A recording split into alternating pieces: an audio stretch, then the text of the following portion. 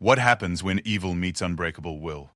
When predators think they found easy prey, only to discover they've awakened a force of nature.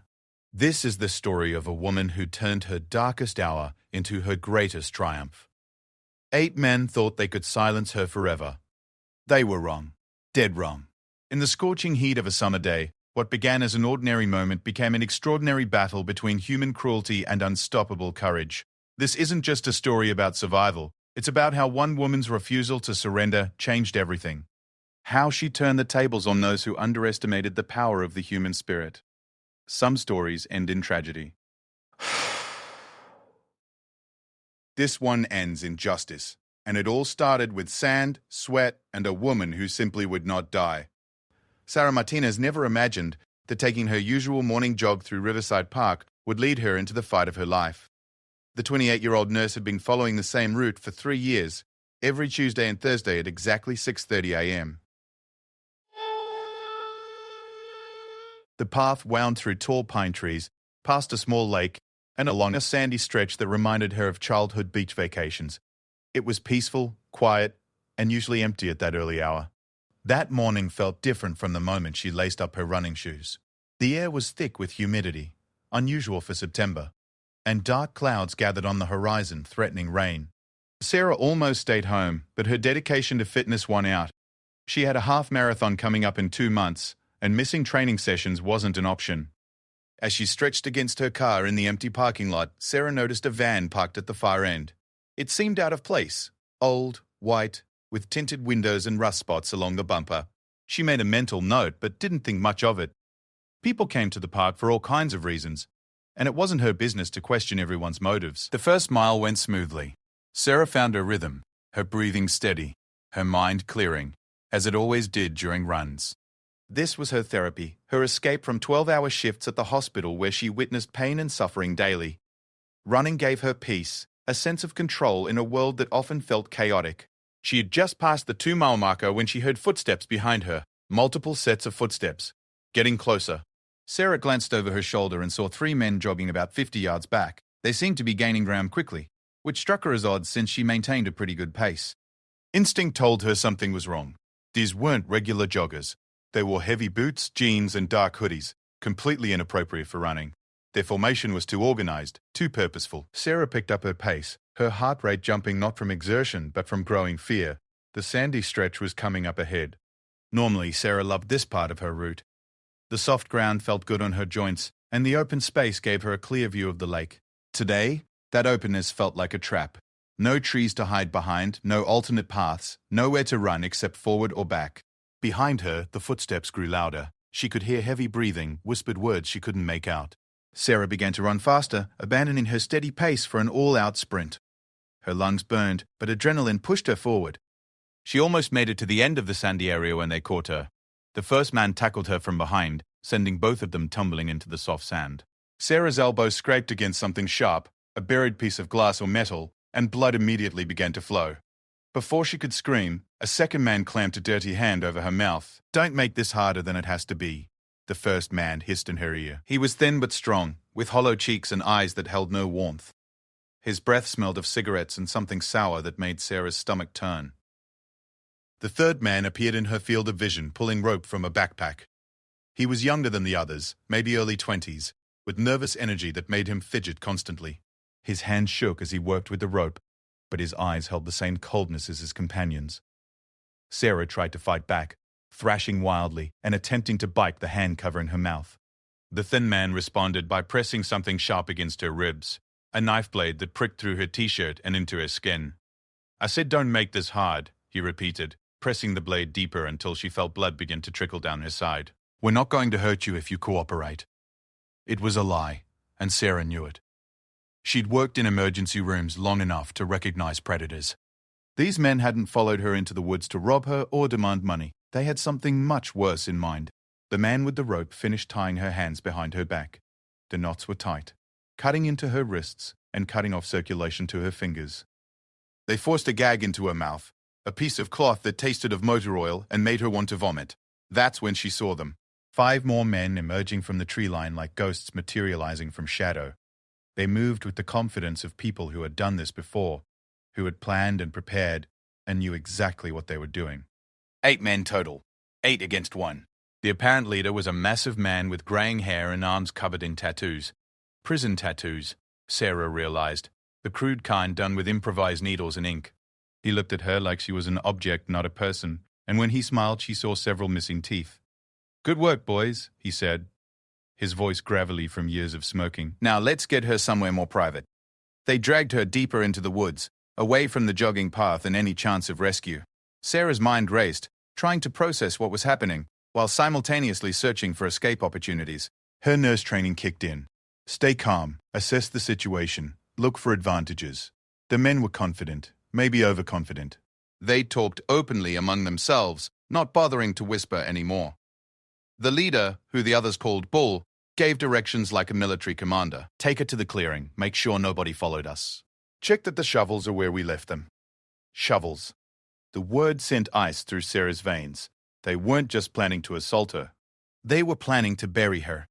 The clearing was a small open space surrounded by dense forest, invisible from any trail or road. Someone had been there recently. There was a fire pit, empty beer bottles, and yes, 2 shovels leaning against a tree. This was their place, their hunting ground. Bull grabbed Sarah's chin and forced her to look at him. His fingers were thick and calloused, and they left bruises on her skin. "Here's how this works, sweetheart," he said, his breath hot and rancid against her face. "You're going to do exactly what we tell you. When we're done having our fun, you're going to take a nice long nap in the ground. Fighting will only make it worse." The casual way he spoke about murder chilled Sarah more than screaming threats would have. This was routine for them. Another Tuesday morning activity like getting coffee or reading the newspaper. She was nothing more than entertainment, a disposable plaything. But as Bull spoke, Sarah noticed something. His left hand had 2 fingers missing, old injuries that had healed poorly. His right leg seemed weak, causing him to favor his left side. The young, nervous one kept scratching at his arms, leaving red marks that suggested drug use.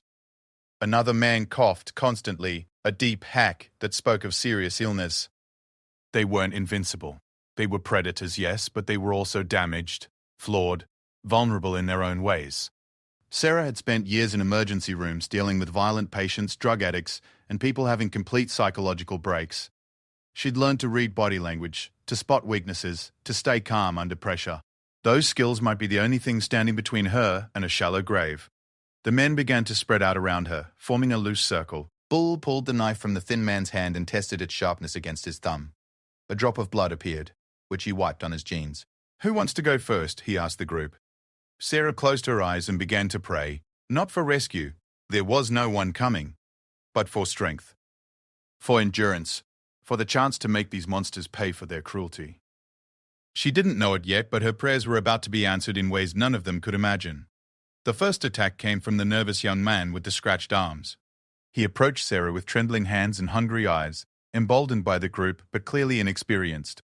His inexperience became his downfall. When he knelt beside her and reached for her shirt, Sarah did something none of them expected. Instead of cowering or pleading, she drove her knee upward with every ounce of strength in her body.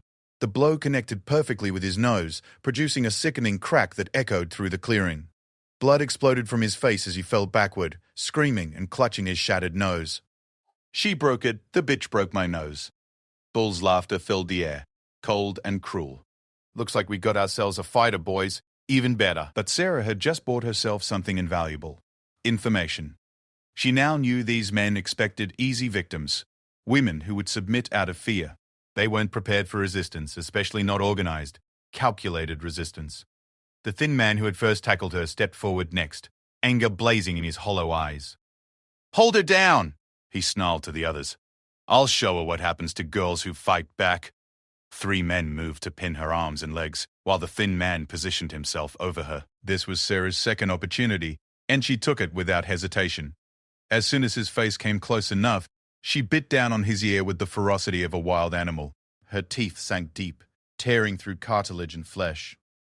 The man's scream was even louder than the first, a high-pitched shriek that sent birds fleeing from nearby trees. He pulled back instinctively, leaving a piece of his ear between Sarah's teeth. "Get her off me! Get her off me!" he howled, blood streaming down the side of his head. Bull's expression had changed. The amusement was gone, replaced by cold calculation. "Seems like our little nurse has some fight in her. That's fine.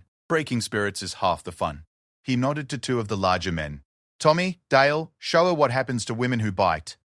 Tommy was built like a linebacker, all muscle and bulk, with hands the size of dinner plates. Dale was leaner but moved with the fluid grace of someone who knew how to hurt people efficiently. They approached Sarah from opposite sides, coordinating their movements. But Sarah had grown up with 4 older brothers who taught her that size wasn't everything in a fight. When Tommy reached for her, she rolled sideways and swept her bound legs in an arc that caught Dale behind the knees. He toppled forward, his momentum carrying him into Tommy, and both men went down in a tangle of limbs. The crowd of attackers was starting to look less confident. 2 men were injured, 2 more were on the ground, and their intended victim was proving far more dangerous than anticipated. Bull stepped forward himself, his patience clearly exhausted. Enough games, he growled, pulling out the knife again. We'll just cut the fight out of her. He lunged forward with the blade aimed at Sarah's stomach. But years of emergency room training had taught her to think fast under pressure. She rolled again, this time toward the fire pit, and Bull's knife struck sand instead of flesh. The movement brought Sarah close to the remnants of the previous fire, and her fingers found what she was desperately hoping for, a piece of broken glass, probably from one of the beer bottles.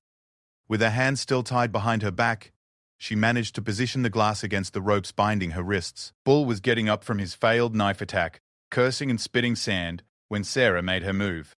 She rolled toward him and drove both feet into his weak right leg, the one she'd noticed him favoring earlier. The impact sent him crashing down again, and this time his head struck a rock with a sound like a melon hitting concrete. Blood began pooling beneath Bull's skull, and he didn't get up. The remaining 5 men stared in shock. Their leader was down, possibly dead, and their easy victim had just proven she was anything but easy. "Kill her!" screamed the man with the torn ear, still bleeding profusely. "Kill her now before she hurts anyone else!" But something had shifted in the group dynamic. With Bull unconscious or dead, there was no clear leader, no one giving orders. The men looked at each other uncertainly, their confidence shaken. Sarah used their hesitation to work frantically at her bonds with the piece of glass. The sharp edge cut into her wrists as well as the rope, and she felt warm blood running down her arms. But freedom was more important than avoiding injury.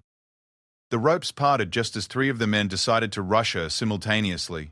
Sarah rolled to her feet, grabbed one of the shovels leaning against the tree, and swung it like a baseball bat. The blade caught the first man across the temple, dropping him instantly. The second man tried to grab the handle, but Sarah reversed her grip and drove the pointed end into his stomach with a thrust that doubled him over, gasping and retching. The third man, seeing his companions fall, tried to retreat, but Sarah was beyond mercy now. Adrenaline and rage had taken over, transforming the gentle nurse into something primal and deadly. She pursued him with the shovel, bringing it down across his back and sending him sprawling face first into the dirt. 4 men down, 4 to go. The man with the broken nose had pulled out a cell phone and was trying to call for help, but his hands were shaking so badly he could barely dial. Sarah noticed this and realized something crucial. They hadn't expected to need backup or emergency assistance. This was supposed to be simple, routine, over quickly. She charged toward him, shovel raised, and he panicked. Instead of standing and fighting, he turned and ran, crashing through the underbrush like a spooked deer. The sound of his retreat echoed through the forest. That left 3 men standing. The one with the torn ear who was still bleeding badly, and 2 others who hadn't been directly involved in the attacks yet. These 2 looked like they were reconsidering their life choices. "This wasn't supposed to happen," one of them muttered, staring at the bodies scattered around the clearing. "Bull said it would be easy." "Bull's dead," Sarah said, her voice steady despite her racing heart. "And you're next if you don't leave. Now." The 2 uninjured men looked at each other, then at their wounded companions, then at Sarah standing over them with a bloody shovel. Without another word, they turned and fled in the same direction as Broken Nose, leaving only the man with the torn ear. He was swaying on his feet, blood loss making him weak and disoriented. "You're crazy," he mumbled, pressing a hand to the side of his head. "You're completely crazy." "Maybe," Sarah replied, adjusting her grip on the shovel. "But I'm alive, and you're about to join your friends on the ground." He must have seen something in her eyes that convinced him she meant it, because he too turned and stumbled away into the trees, leaving a trail of blood drops behind him. Sarah stood alone in the clearing, surrounded by the bodies of her attackers. Bull lay motionless, blood still seeping from his head wound. The man she'd hit with the shovel blade was unconscious but breathing. Tommy and Dale were groaning and trying to sit up, while the one she'd stabbed with the shovel handle was curled in a ball, still clutching his stomach. She had fought 8 men and won, but Sarah knew this wasn't over. The 3 who had fled might come back with reinforcements. They might call the police and claim she had attacked them. They might simply disappear and try this again with another victim. Looking down at Bull's motionless form, Sarah made a decision that would haunt and empower her for the rest of her life. She wasn't just going to survive this encounter. She was going to make sure these monsters never hurt anyone else again. She pulled Bull's cell phone from his pocket and saw dozens of photos that made her stomach turn. Images of other women, other victims, other crimes. This wasn't their first hunt. It wouldn't be their last unless she did something about it. Sarah began taking pictures with the phone. The unconscious men, the clearing, the shovels, everything that could serve as evidence. Then she started going through their wallets, memorizing names and addresses. Tommy groaned and tried to sit up. "What are you doing?" Sarah looked down at him with eyes that held no pity. "I'm making sure you all pay for what you've done, to me and to however many others came before me." She had won the battle, but the war was just beginning. And Sarah Martinez, the gentle nurse who had just discovered she was capable of terrible violence, was going to make sure justice was served, one way or another.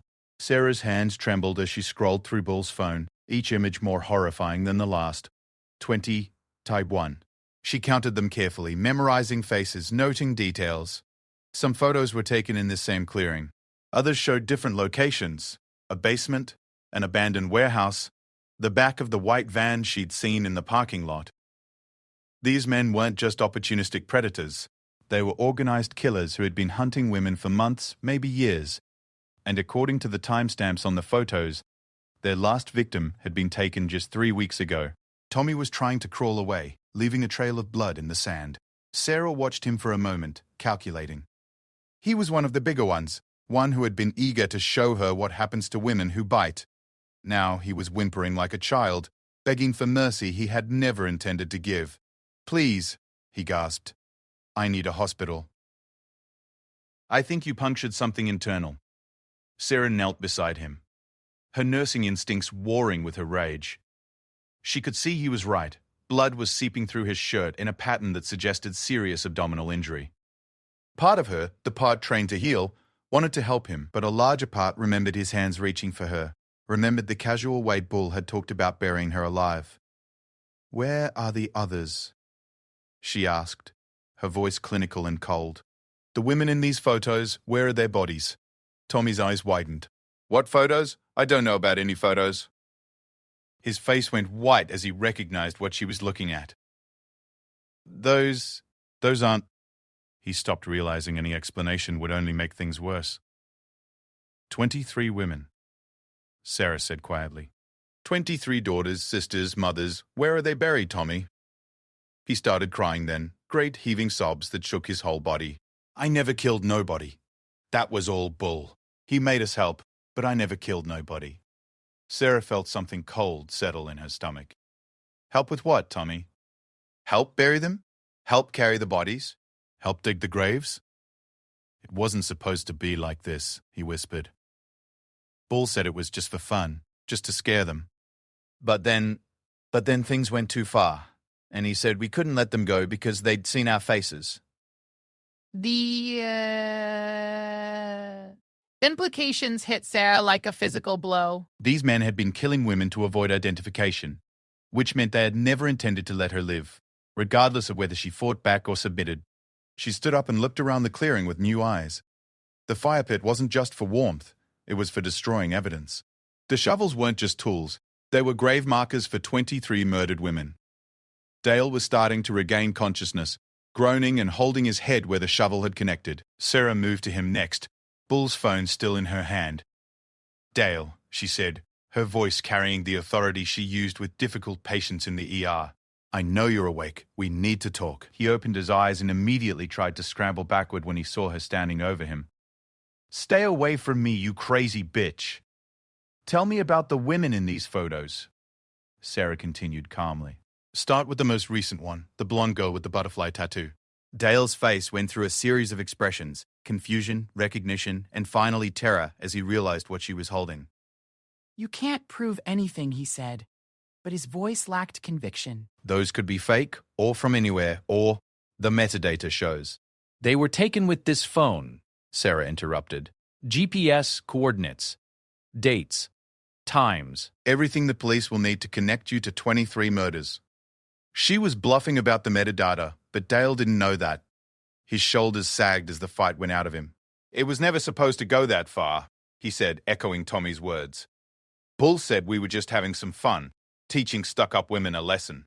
But then he started getting carried away and you all went along with it, Sarah finished. 23 times. The third conscious man, the one she'd stabbed with the shovel handle, was listening to this conversation with growing horror. Sarah could see realization dawning in his eyes as he understood the full scope of what his group had been doing. "I want to make a deal," he said suddenly. "I'll tell you where the bodies are if you call for medical help." Sarah studied him carefully. He was young, maybe mid-20s, and unlike the others, he seemed genuinely horrified by what he'd been part of. "What's your name?" "Marcus Webb. I only joined up with them 2 months ago. I swear I didn't know about the killing until it was too late to back out." 2 months ago, Sarah repeated, scrolling through the phone. "That would make you complicit in," she counted quickly. 7 murders. 7 women died because you were too cowardly to walk away or call the police." Marcus started sobbing, his body shaking with pain and remorse. I know. But Bull said he'd kill me if I talked. He showed me what they did to a guy who tried to leave the group." "Where are the bodies, Marcus?" Through his tears, Marcus began to describe locations. An old quarry outside town.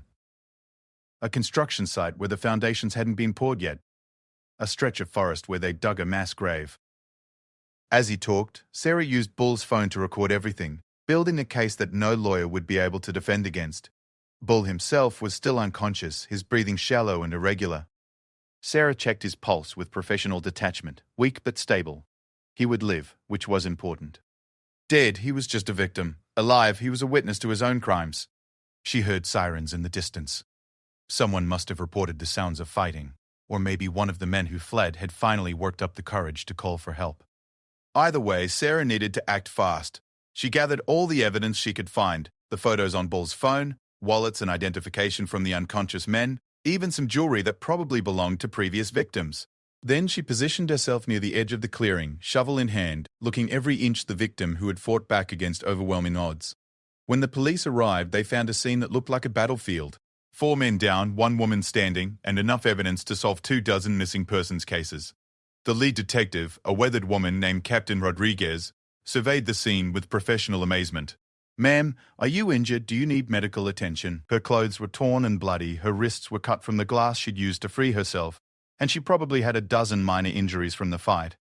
But she was alive, which was more than Bull's group had intended. "I'll be fine," she said, "but you need to see what's on this phone, and you need to hear what these men told me about the other women." Over the next several hours, as paramedics tended to the wounded attackers and crime scene investigators documented everything, Sarah told her story. She spoke calmly and clearly, a trained professional giving a medical report, rather than a traumatized victim recounting an assault. The evidence was overwhelming. Bull's phone contained not just photos but videos, GPS coordinates, and even text messages planning future attacks. The men who were conscious confirmed details about burial sites, trying to bargain for reduced sentences by cooperating. Within 48 hours, the investigation had expanded to involve multiple jurisdictions as bodies were recovered from the locations Marcus had described. The media picked up the story, and Sarah found herself thrust into an unwanted spotlight as the nurse who fought back. But the story didn't end with arrests and convictions, though those came quickly enough. Bull was charged with 23 counts of first-degree murder and died in prison 6 months later when another inmate decided to be judge and jury. The others received life sentences without the possibility of parole. Sarah returned to work at the hospital, but she was changed. The gentle, soft-spoken nurse who had gone for a jog that morning was gone, replaced by someone harder, more watchful, less trusting. Her colleagues noticed the difference immediately. "You seem different," her supervisor mentioned during their evaluation 6 months after the attack. "More intense."